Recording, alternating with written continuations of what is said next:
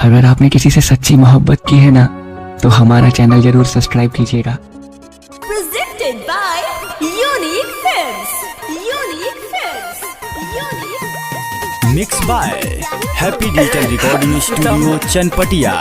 हर सितम साकर कितने गम छिपाए हैं हमने, तेरी खातिर हर एक दिन आंसू बहाए हैं हमने। तू छोड़ गई उन राहों में अकेला, बस तेरे लिए हर जख्म छिपाए हैं। बोली के गोरी ऐसान मीठी मीठी बोलिया हो, दे दिहलू दिला पजा खामा हो।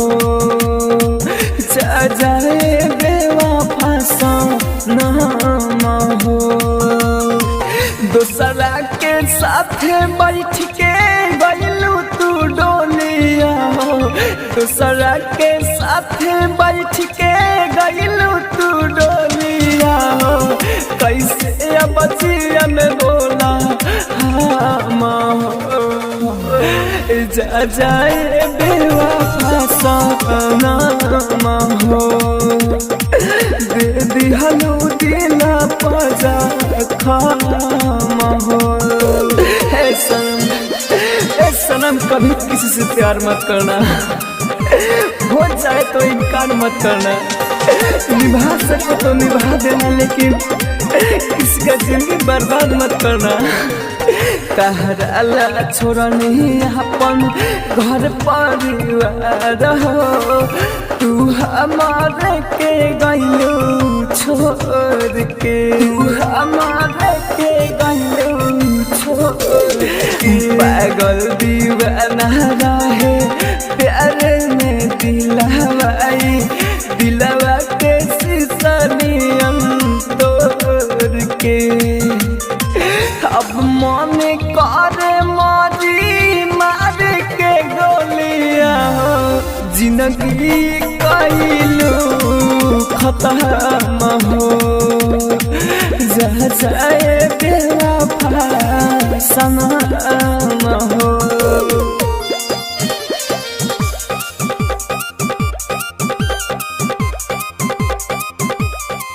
Presented by Unique Films. Unique Films. Unique. वादा तू कइलू साथे जिए भरे के, सब कुछ गइलू तू भूलाई हो, भूलाई हो। दिन रात बढ़ल जाता दिल के दर्दिया, मिले ना दिल के दवाई हो। माहिर मुकेश के बानाई के झलिया हो, टूटल बा राहुल के भरम हो। जा जाए बेवफा सनम हो, बोल के गोरी ऐसान मीठी मीठी बोलिया हो। बोली के गोरी ऐसान मीठी मीठी बोलिया हो, दे दिहलू दिला पजा खामा हो।